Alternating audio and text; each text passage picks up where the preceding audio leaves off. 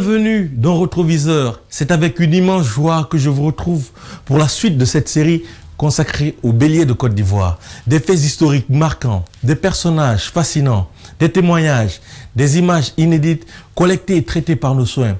À travers ce magazine, nous vous replongeons dans la vie de grandes figures qui ont marqué l'histoire de leur pays et du monde.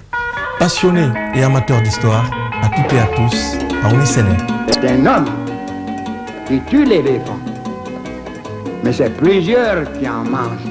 Il est très dangereux de faire la chasse d'éléphant. L'éléphant, trop souvent, a eu raison de se chasser.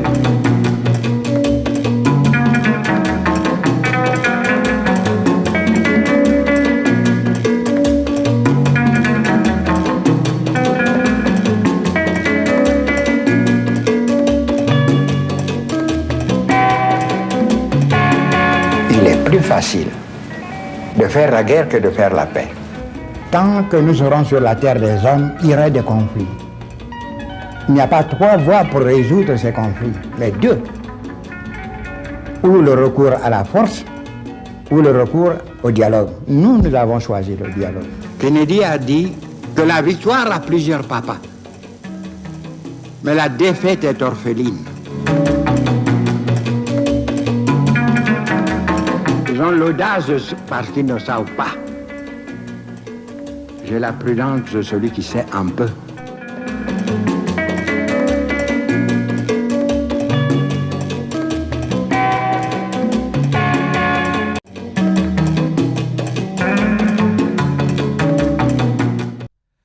Plus d'autonomie des territoires ou indépendance totale? Voilà donc l'épineuse question qui se pose et divise nos élus africains lors de la rédaction du mémorandum requis par le général de Gaulle. S'en suivra une grande querelle entre, d'un côté, le camp de Houphouët et de l'autre, celui de nationalistes africains comme Kwame Nkrumah du Ghana ou encore Sékou Touré de la Guinée, qui est d'ailleurs le premier à dire non à ce projet de communauté. Donc voici le texte du mémorandum rédigé par trois de nos collègues. Lisette, ici présent.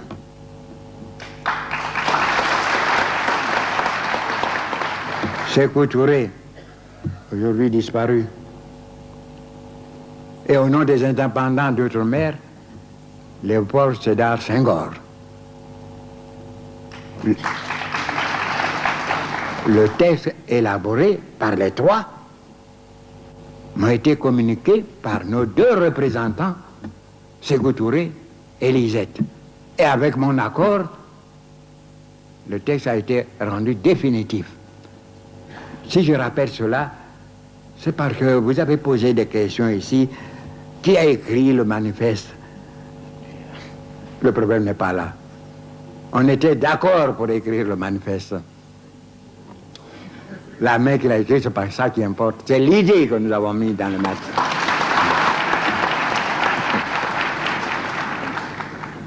Donc, trois de ce mémorandum, les mêmes, ont été remis.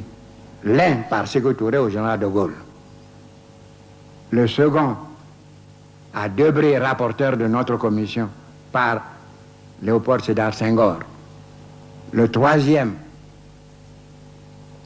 par Lisette, à moi, chargé de défendre au sein de la commission le mémorandum. Vous savez, je n'ai pas l'audace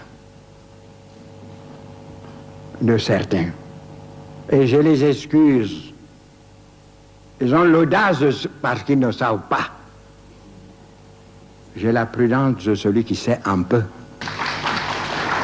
À la reprise, et je l'ai trouvé ce jour-là beaucoup plus grand encore, le général de Gaulle. Il a dit, nous prenons comme base de discussion le mémorandum des Africains défendu par le président Houphouët. Et grâce à lui, nous avons eu satisfaction de A à Z. Je me suis empressé de communiquer la nouvelle à mes amis. Et Sékou s'est empressé lui aussi de rejoindre Conakry Lui qui avait été longtemps écarté du Parlement français, se voyait du jour au lendemain président du Conseil, maire de Conakry. Or, nous avons envoyé le texte au comité consultatif pour avis.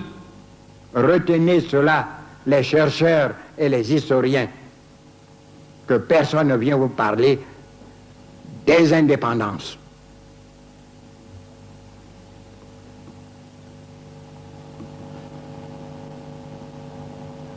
Le texte nous a été renvoyé après une série d'amendements. Le général de Gaulle a rejeté tous les amendements concernant la partie de la République française. Par contre, il a retenu un des amendements présentés par le comité consultatif. La révision quinquennale des accords de communauté. J'ai demandé le rejet de cet amendement. J'ai déclaré que c'était constitutionnaliser la méfiance entre la France et nous. Ils vont attendre 5 ans ce que nous deviendrons, que sera notre comportement avant d'aller plus loin, alors qu'ailleurs, partout, le vent soufflait pour l'indépendance. Il a interrogé, après suspension et à la reprise, il a interrogé un de mes collègues. Quel est votre avis? Il a dit, Président, vous avez raison, mais le président aussi a raison. C'était un Normand qui a oublié de naître en Normandie. Je ne donne pas des noms. Guy Mollet, immédiatement après la parole, il a dit, sauf le respect que nous devons, c'est le président Houphouët qui a raison. Il ne faut pas constitutionnaliser la méfiance. Nous ruinons tout le beau travail que nous avons effectué avec ce texte pris par le MRP. Les amis de nos amis.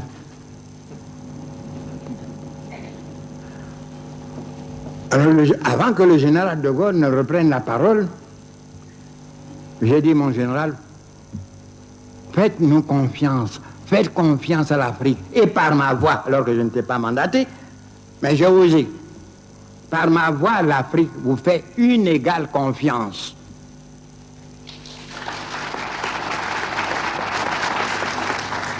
Et le général a dit, dans ces conditions-là, pourquoi ne pas inscrire l'indépendance dans le texte? Apprendre à tout moment, selon le vote positif des assemblées nationales des territoires d'outre-mer. L'indépendance était là. Ceux qui viennent nous parler des actions des jeunes étudiants, des travailleurs, ils prennent leur désir pour les réalités. Vous croyez que le général de Gaulle est l'homme capable de se soumettre aux injonctions des uns et des autres? Que représentaient les étudiants en ce temps-là en France? Rien. Ils ont le droit de parler, mais on ne prend jamais cela en considération. C'est le général de Gaulle, librement, à la suite de ma demande de rejeter le mémorandum du MRP, qui a dit dans ces conditions-là, pourquoi ne pas inscrire l'indépendance dans le texte, à prendre à tout moment par les territoires d'outre-mer selon les votes positifs de leurs assemblées nationales. Il s'est tourné vers Debré, Lévy, rapporteur, et Pompidou, qui était directeur de cabinet. Mettez-moi cela au point et que cela figure dans le texte. En 1956, sous la pression des députés africains, la loi cadre de fer ouvre la voie à une véritable autonomie interne des territoires d'outre-mer. Elle institue un collège unique pour le vote de tous les habitants de ces territoires et étend les responsabilités de ses représentants.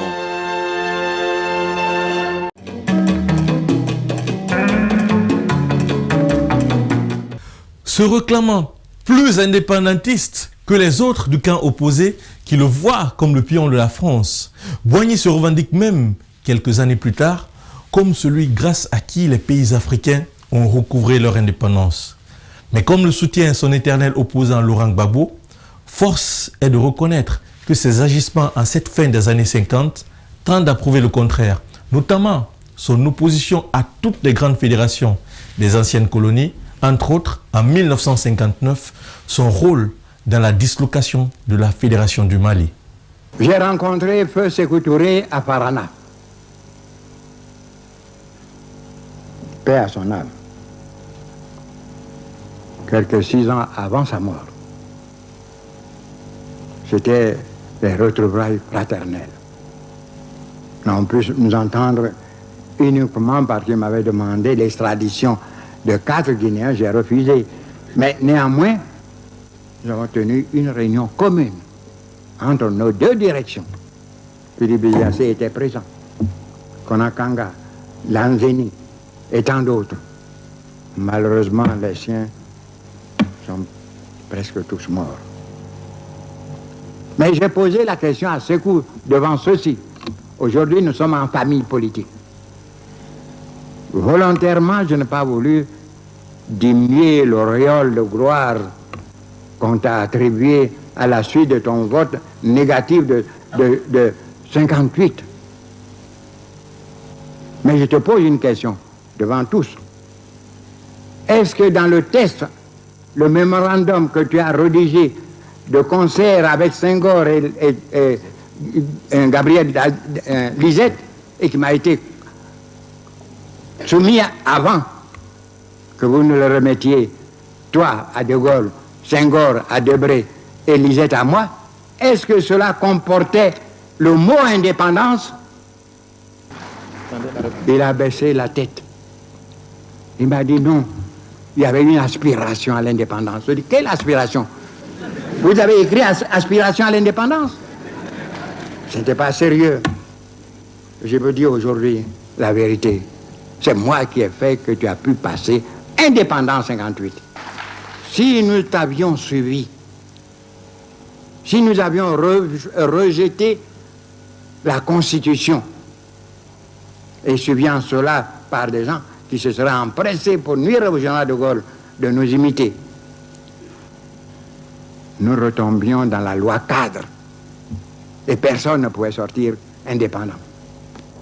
Mais c'est parce que j'ai fait voter la communauté qui porte en elle l'indépendance à prendre à tout moment que ton vote négatif était considéré comme celui qui sortait de la communauté. Voilà la réalité.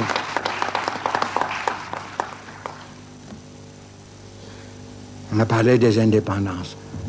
Je vous demande de cesser d'égarer les chercheurs. Ils ont un travail difficile. Apporter la vérité pour les aider. N'apportez pas ces vêtements vieux, usés, déchirés pour masquer la vérité. Elle est belle, je le répète, mais toute nue. On nous a dit qu'il y avait des travailleurs, des ouvriers qui se sont réunis à Cotonou. Il y avait des partis, 10 partis indépendants, PAI. Ce sont des vues de l'esprit. Le général de Gaulle n'était pas homme à se soumettre à qui que ce soit, même pas en France, a fortiori ailleurs. L'indépendance était là. On n'a même pas eu à utiliser le vote. Et les gens n'ont pas compris. Pourquoi? Moi qui ai dit au général de Gaulle, devant témoins, faites confiance à l'Afrique en faisant sauter l'amendement. Et l'Afrique, par ma voix, vous fait une égale confiance. Et grâce à cette adresse au général, l'indépendance est insérée dans la loi de la communauté. Vous comprenez pourquoi c'est moi qui ai fait la campagne pour que le référendum soit approuvé dans nos territoires d'outre-mer. Alors quand on vient vous parler d'Oufoué qui n'aimait pas l'indépendance, vous savez, il y a beaucoup de gens qui crient matin et soir, Dieu, Dieu, Dieu, mais qui n'obéissent à aucun commandement de Dieu.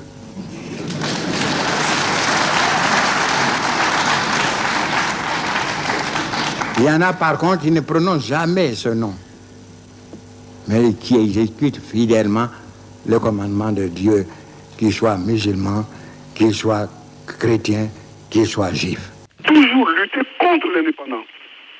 Et même en 1946, lors de la création du RDA, son divorce avec Zensou, qui deviendra plus tard président du Dahomey, c'est parce que Zensou a osé parler d'autonomie. En ce qui concerne le président Houphouët-Boigny, il est vrai d'affirmer que avant les indépendances, en raison des relations particulières qu'il avait avec le général de Gaulle et avec le peuple français, il avait cru, et cela je suis formel, à une communauté franco-africaine, qui n'excluait pas l'indépendance, puisque l'indépendance était prévue pour les peuples africains dans la constituante.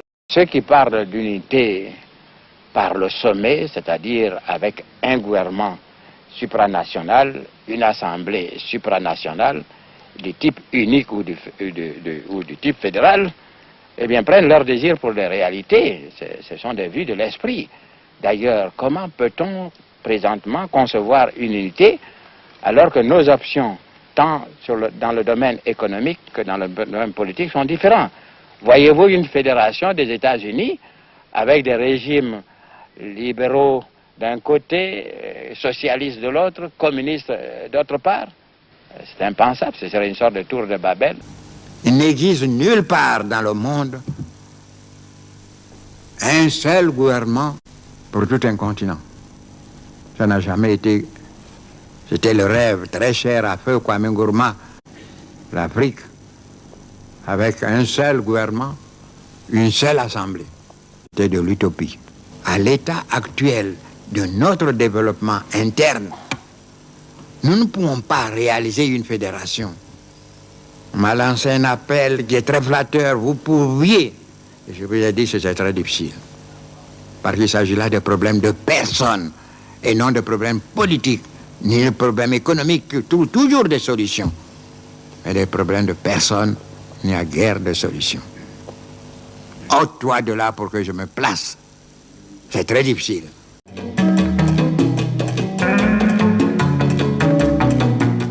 Le général de Gaulle, au sujet des colonies françaises, dans sa déclaration de Brazzaville de 1944, dit, je cite, « Il n'y aura aucun progrès qui soit un progrès si les hommes sur leur terre natale n'en profitaient pas et ne soient pas capables de participer chez eux à la gestion de leurs propres affaires.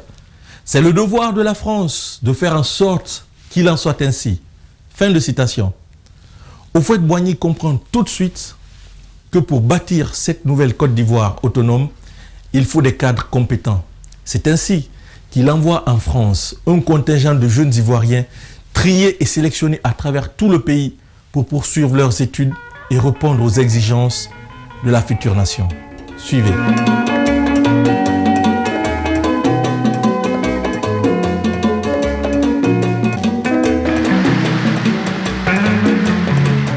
La France a trouvé dans ses territoires d'outre-mer le refuge, le recours et maintenant la base de départ de sa libération, et que cela a créé entre elle-même et son empire un lien définitif. Et enfin,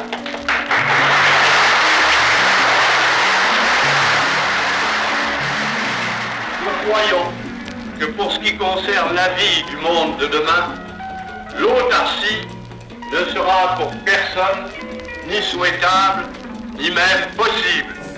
Mais nous sommes sûrs qu'aucun progrès n'est, ni ne sera un progrès si les hommes qui vivent sur leur terre natale, à l'ombre de notre drapeau, ne devaient pas en profiter moralement et matériellement, si ce développement ne devait pas les conduire à un niveau tel qu'ils puissent un jour être associés chez eux à la gestion de leurs propres affaires.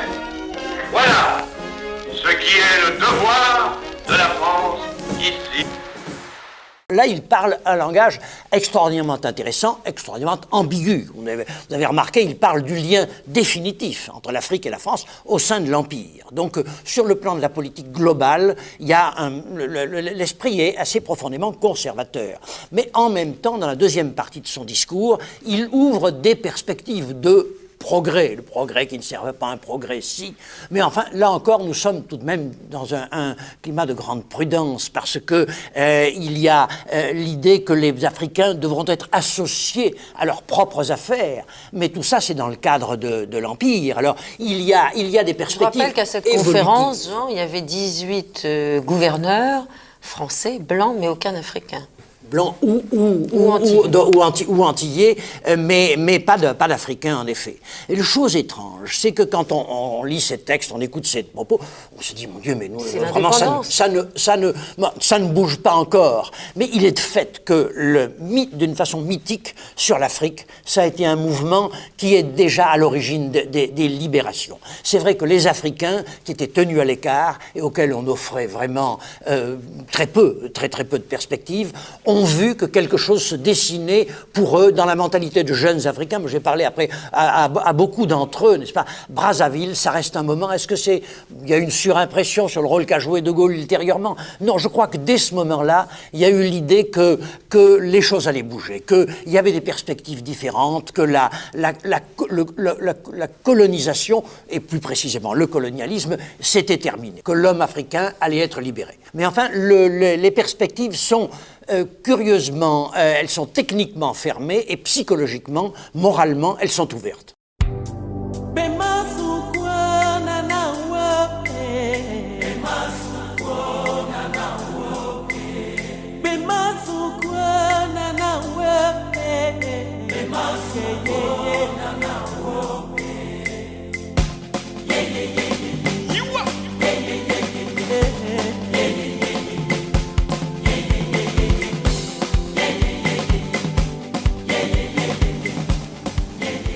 On nous a interdit la construction de lycées en Côte d'Ivoire.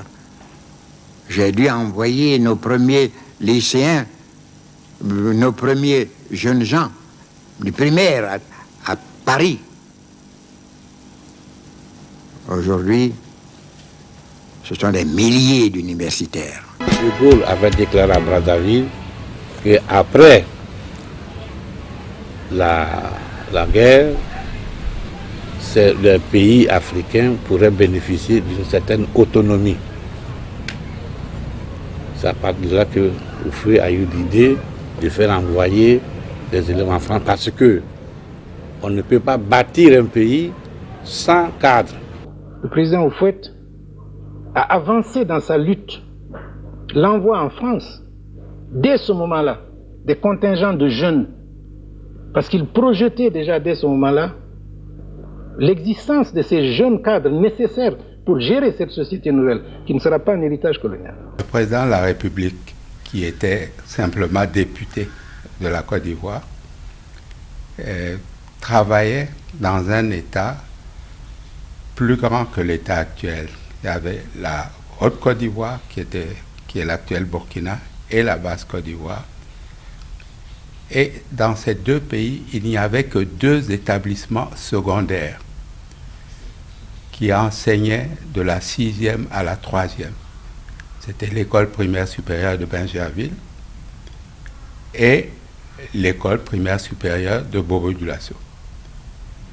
Le chef de l'État, président Houphouët-Boigny, a décidé de prendre des élèves dans chacun des cercles et subdivisions de la Côte d'Ivoire et de les envoyer en France, de manière à gagner du temps dans la formation des cadres.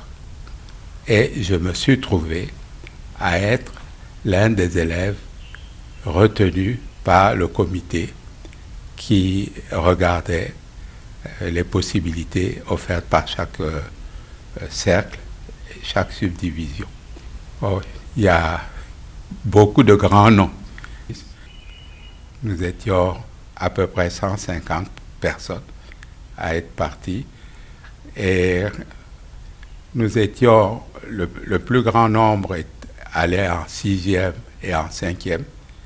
Et nous sommes restés jusqu'à ce que nous ayons nos diplômes au niveau universitaire. L'école, il se trouve à côté de l'hôpital général de Sassandra, s'appelait l'école régionale. Parce que l'école régionale accueillait les enfants depuis Mans jusqu'à Tabou, Dalois, Soubré, Gagnois et tout. Tous les élèves de cette zone-là venaient dans cette école régionale. Et même une anecdote, pendant cette période-là, et avant qu'on envoie la première vague d'étudiants ivoiriens en France, que le président Houphouët-Boigny a fait partir, Madame Thérèse Houphouët-Boigny, dont le père était douanier à Sassandra, a fréquenté cette école. Et elle a fait partie du premier lot des enfants qu'on a envoyés en France après leur certificat d'études pour faire des études secondaires. Le gouvernement français avait refusé de payer nos voyages en France. C'était le RDA qui a payé, si je vous disais, 7 millions à cette époque. Et nous étions 150. Avec la Haute-Volta. Le syndicat africain. Le syndicat africain. Voilà. C'est ce qui est le plus important dans tous ces trucs-là. C'est pour cela que nous étions attachés quand même. Nous sommes partis d'ici. On a fait 4 jours de traversée avant d'arriver à Dakar. Là-bas, on nous a conduits à Tiaroy. Le Midi 2 est venu nous prendre la relève de la frégate L'Aventure. Nous a conduits à Marseille où nous sommes arrivés le 11 novembre 1946. Nous étions des élèves de collège et de lycée, en classe de 6e ou de 5e. C'est vous dire le temps que nous avons passé jusqu'à obtenir le bac, et c'est à ce moment-là que nous avons choisi nos orientations. Par exemple, Copli Boni, qui était avec moi à Villeneuve-sur-Lot, quand il a eu son bac, a préféré faire la médecine, et moi, j'ai préféré aller dans une classe préparatoire pour passer un concours d'entrée dans une école française, nationale française d'agriculture. Et nous sommes restés jusqu'à ce que nous ayons nos diplômes au niveau universitaire. L'essentiel des cadres universitaires, c'était parmi ceux-là qui ont fait la France, et en grande partie les compagnies de l'aventure. Je ne vais pas citer des exemples, il y en a dans tous les domaines à l'époque. Aujourd'hui, on peut citer des anciens Guinéens, anciens députés, dans tous les domaines d'activité. C'était l'essentiel, ça. On a constitué le soutien, l'ossature de l'administration.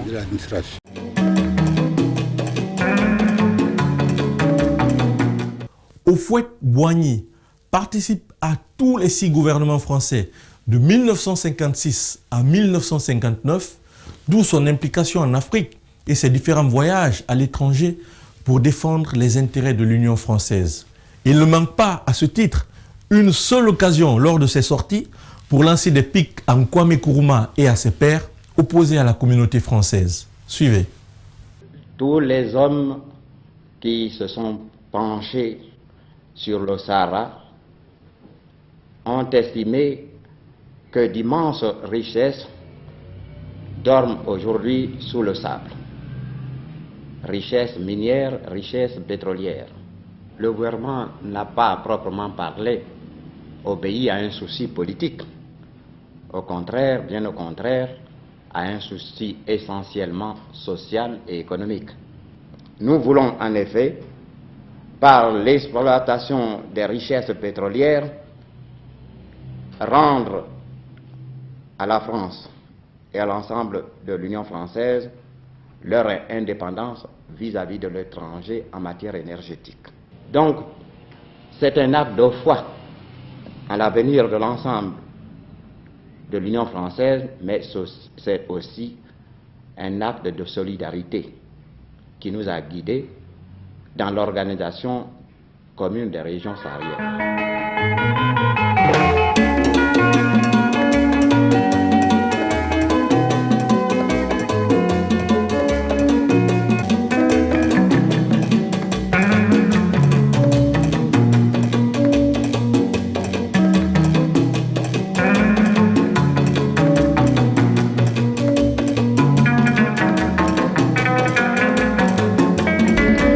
Monsieur le Président, vous venez de passer près d'un mois en Amérique et vous avez eu l'occasion là-bas d'expliquer ce que sont les réalités de la communauté, d'une communauté qu'on y connaît assez mal. Êtes-vous satisfait de l'accueil que vous avez rencontré? Autrement dit, avez-vous l'impression d'avoir été compris? J'ai trouvé beaucoup de compréhension de la part de mes nombreux interlocuteurs. Le président Azanouer, le secrétaire d'État Tcherter, M. Dean Baker, M. Sauvé, Premier ministre de Québec, toutes les personnalités civiles ou privées avec lesquelles j'ai eu le bonheur de m'entretenir ont compris, je crois, ce que sont les réalités de notre communauté. Nous sommes efforcés de faire comprendre qu'il y a en Afrique et à Madagascar des peuples colonisés qui ont préféré l'indépendance dans la coopération, dans l'amitié, dans la fraternité, à l'indépendance dans la haine qu'ont choisi bien d'autres. Je vais rendre compte de ma mission au général de Gaulle et ensuite je me propose, pour informer plus amplement l'opinion française et l'opinion de la communauté, je me propose de tenir une conférence de presse dans les jours qui viennent. Un dernier mot, vous qui avez eu l'occasion d'être assez longuement aux Nations Unies, dans quelle atmosphère pensez-vous que s'engage le débat algérien de demain à la commission politique? On ne peut rien prévoir, mais la position de la France est excellente. Il faut qu'on soit vraiment de mauvaise foi pour ne pas conseiller les Algériens de saisir la chance unique qui leur est offerte par le président de la communauté.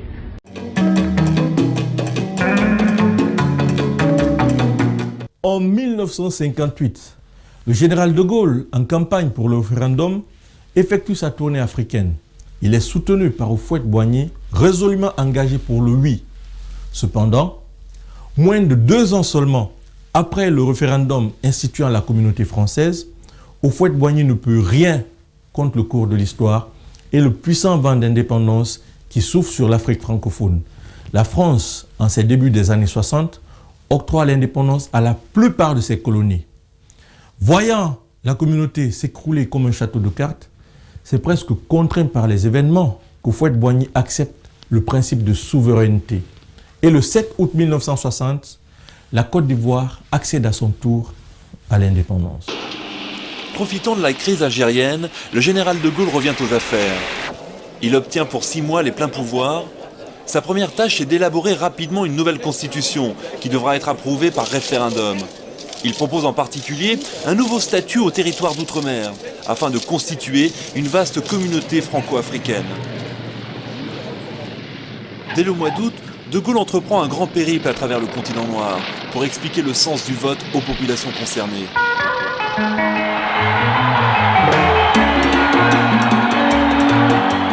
C'est devant plus de 50 000 personnes à Tananarive que le chef du gouvernement expose les grandes lignes de la future communauté française où chaque État associé disposera de son propre destin.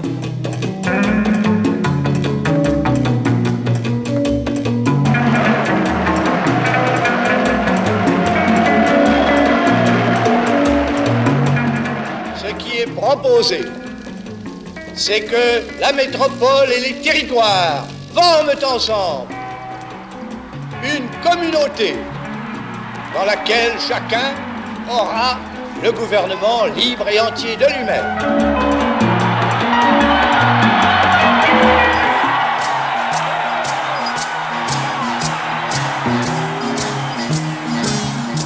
Après l'accueil triomphal du Congo et de la Côte d'Ivoire, les choses se gâtent à Conakry, où le député-maire Sékou Touré, dans un discours militant et très déterminé, repousse les propositions françaises, préférant l'indépendance immédiate à la nébuleuse de la communauté.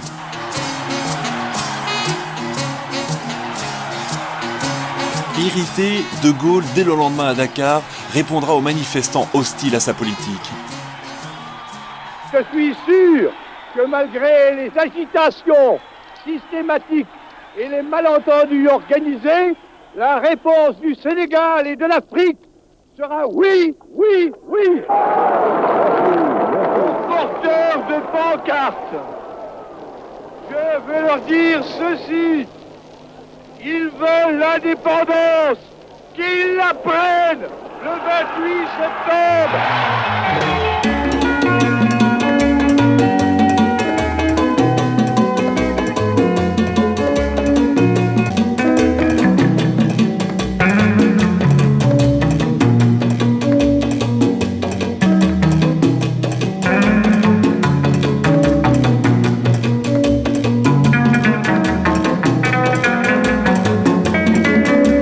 La communauté est faite.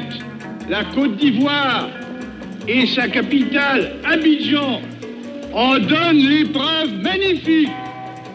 À la tête de ceux-ci, je vais nommer Houphouët-Boigny.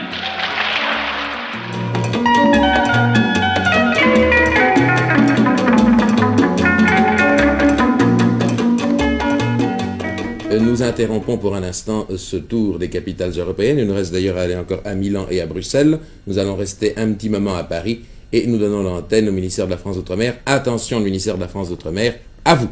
Eh bien oui, nous voici une fois de plus, et pour la dernière fois, au ministère de la France d'Outre-mer, où continuent d'arriver des résultats qui, hormis pour 4 territoires, ne sont pas encore définitifs.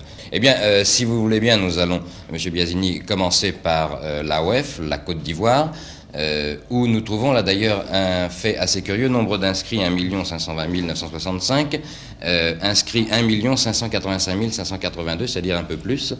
Comment ça se fait-il? Il y a plus d'inscrits qui se sont présentés dans les bureaux de vote qu'il n'y avait d'inscrits initiaux. Ça peut tenir à 2 raisons. La première qui peut être une erreur matérielle dans les totalisations, qui est la plus vraisemblable. Et la seconde qui est l'inscription en dernière heure d'un certain nombre d'électeurs qui n'avaient pu se faire inscrire. Les juges de paix ont la possibilité d'inscrire des électeurs jusqu'à la clôture du scrutin.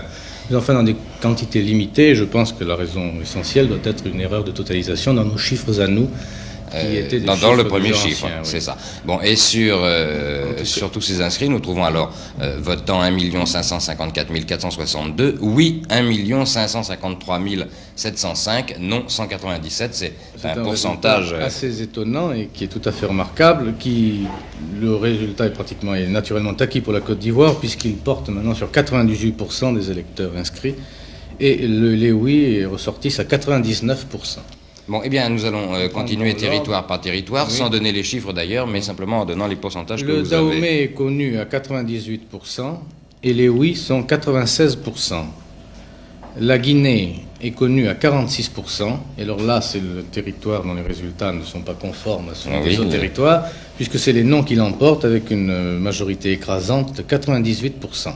Bon, je pense que je vous demanderai tout à l'heure d'ailleurs quelques mots au sujet du problème que pose maintenant la Guinée à la suite de ce vote. Continuons si vous le voulez bien. La Haute-Volta. La Haute-Volta est connue à 54%. Les oui y sont, pour ce résultat partiel, à 99%. Je voudrais terminer par la Guinée. Ce matin, un communiqué a été remis à M. Ségou Toubé, le président du Conseil du gouvernement de Guinée.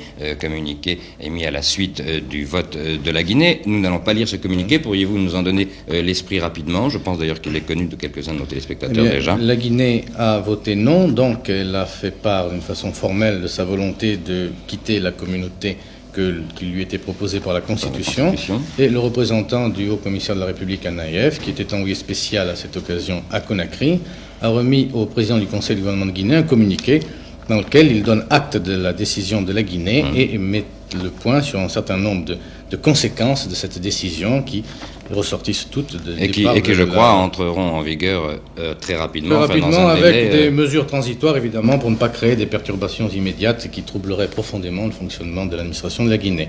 Enfin, l'acte de divorce a été remis ce matin. Le voici. Le référendum approuve à près de 80% la Constitution. La 5e République est née. En Afrique, les populations plébiscitent à 90% le statut communautaire, à l'exception notable de la Guinée, qui refuse la communauté, préférant, selon les mots de son leader, la pauvreté dans la liberté à la richesse dans l'esclavage. Pourquoi ne pas dire une bonne fois non, en expliquant le non, non pas comme une fin de coopération avec la France, mais d'abord comme une forme de confiance en soi-même, comme la prise de la responsabilité d'un peuple qui veut aller directement vers son destin et qui ne s'interdit pas une coopération fraternelle avec les autres peuples. C'est ce que la Guinée a dit. Le 28 septembre, nous avons dit non à la communauté, oui à l'indépendance, oui à une coopération avec la France sur la base de l'amitié et de l'égalité. En 1958, il saisit l'Afrique à bras-le-corps parce qu'il est rappelé au pouvoir pour l'Algérie. Et sa stratégie, c'est d'impliquer l'Algérie dans un cadre évolutif africain. Il sait très bien qu'avec l'Algérie, il faudra bouger, mais il voudrait ne pas laisser glisser, filer l'Algérie, il voudrait l'encadrer dans un ensemble africain qui sera la communauté. Il espère que l'Algérie, ce sera dans le meilleur des cas de loufouettes, c'est-à-dire des gens qui sont partisans de continuer une partie de leur histoire avec la France. Et donc l'Afrique devient, si on peut dire pour lui, le berceau de la solution algérienne. Il a même dit, c'est pour l'Algérie que je fais la communauté. Il l'a dit, en tout cas, c'est bien comme ça que se passent les choses. Il veut encadrer donc cette Algérie qui est inévitablement promise à un destin très, très nouveau, très neuf et apparemment plus ou moins séparé de la France dans un ensemble africain. Et c'est pour ça qu'a lieu ce fameux voyage de la fin d'août 1958, où nous avons été un certain nombre de journalistes à le suivre et où il a développé le thème de la possibilité de l'indépendance pour les pays africains. Il a dit, si vous voulez l'indépendance, vous la prenez. Si vous voulez être avec nous au sein de la communauté, nous ferons un système largement fédéral ou confédéral, mais si vous voulez en être, vous en êtes. Si vous voulez choisir l'indépendance, vous la choisirez. Il dit cela déjà à Madagascar, où il considère que c'est le seul pays qui est promis à l'indépendance, parce qu'il a un passé historique indépendant, le passé malgache, qui est un passé d'indépendance, et ensuite, il le dit de façon plus claire à Brazzaville, choisissez l'indépendance si vous la voulez, à Abidjan, et puis il y a l'arrivée à Conakry, l'arrivée en Guinée, où il y a, si l'on peut dire, un raté, un dérapage considérable. C'était un moment. Alors expliquez-nous le raté. C'est Sékou Touré, porté par la foule guinéenne, qui aspire à l'indépendance et qui le dit haut et fort face à un De Gaulle complètement étonné. Le projet de Sékou Touré, qui n'était pas méprisable, l'homme depuis c'est très mal conduit, nous sommes là-dessus certainement d'accord, mais c'est vrai que Sékou Touré, c'était pas tellement une question d'indépendance qu'une question d'unité africaine. Et Sékou Touré estimait que l'avenir de l'Afrique était dans la cohésion entre les États africains qui aillent vers l'indépendance, mais surtout qu'on ne brise pas leur unité, qu'on ne fasse pas ce qu'il appelait après Senghor la balkanisation. Lui estimait que la solution de Gaulle, qui offrait la liberté d'indépendance, ne l'offrait qu'à des petits États concassés, incapables de vivre par eux-mêmes, et lui voulait l'unité des pays africains, au moins de ceux de langue française.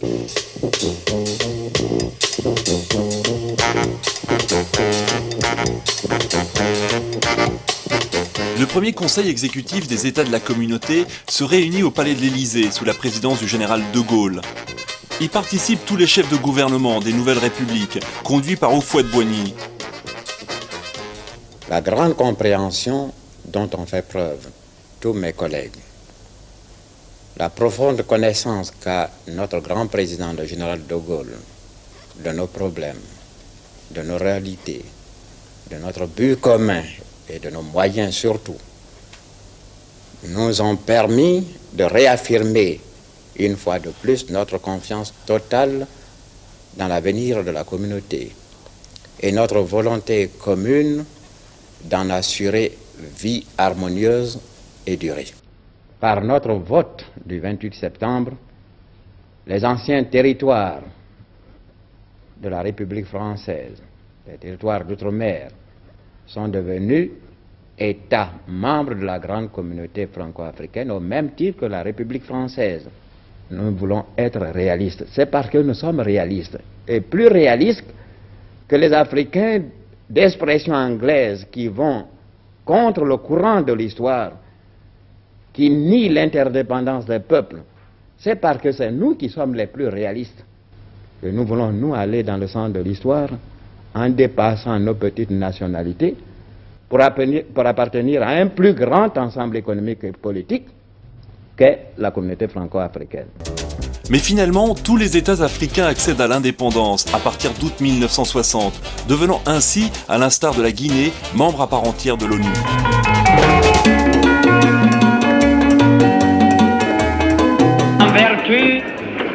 du droit inaliénable qu'a tout peuple de disposer de lui-même, je proclame solennellement, en ce jour béni du 7 août 1960, l'indépendance de la Côte d'Ivoire.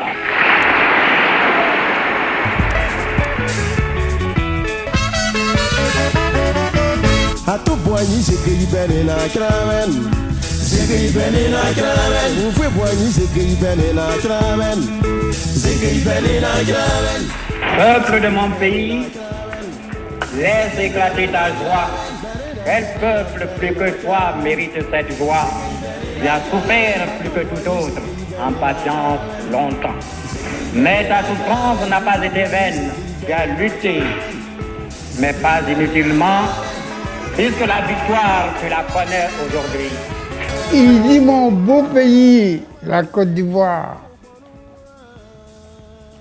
Tu as tant souffert. Mais aujourd'hui, c'est le résultat de la lutte héroïque de tes enfants, de tous tes enfants. Et c'est aujourd'hui que tu vas accueillir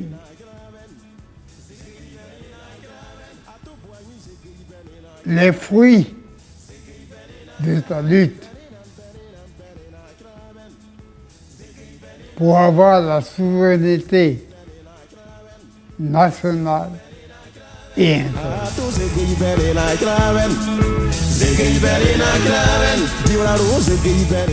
L'indépendance en 1960, c'était quelque chose d'inévitable. La France avait essayé avec l'Indochine et avec l'Algérie de freiner ceux qui voulaient aller à l'indépendance. Et l'expérience a montré que c'était très dur et aussi très coûteux pour les Français. Vu de la place d'un lycéen, lorsque le général de Gaulle est venu au pouvoir, il a changé complètement d'objectif. La grandeur de la France ne se ferait plus par les colonies qu'elle a, mais par le rôle majeur qu'elle va jouer dans une Europe qu'ils étaient en train de créer à ce moment-là. Donc on peut même dire que de Gaulle nous a encouragés vivement à quitter les colonies françaises pour devenir des États indépendants. Dans le cas de la Côte d'Ivoire et de la plupart des États de l'Afrique occidentale, on n'a pas eu besoin de faire la guerre. Nous avons été indépendants, sans guerre. La seule guerre qui a eu lieu, c'est la guerre de parole entre le président Sékou Touré et le général de Gaulle.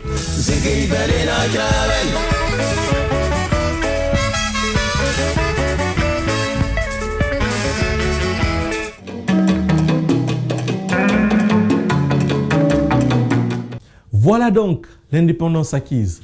La Côte d'Ivoire, tout comme les autres pays africains, est lancée dans le concert des nations. Quelle direction prendra cette nouvelle Côte d'Ivoire? Sera-t-elle véritablement indépendante de la métropole? Pourrait-elle relever les nouveaux défis pour répondre aux aspirations de son peuple, longtemps resté sous le joug colonial? C'est ce que nous essaierons de répondre dans la troisième partie de ce numéro de Rétroviseur consacré à Félix Houphouët-Boigny. Dans la vie, on ne fait pas ce que l'on veut, mais on est responsable de ce que l'on est. Jean-Paul Sartre, c'était Cabinet Condé pour vous. Merci de votre fidélité.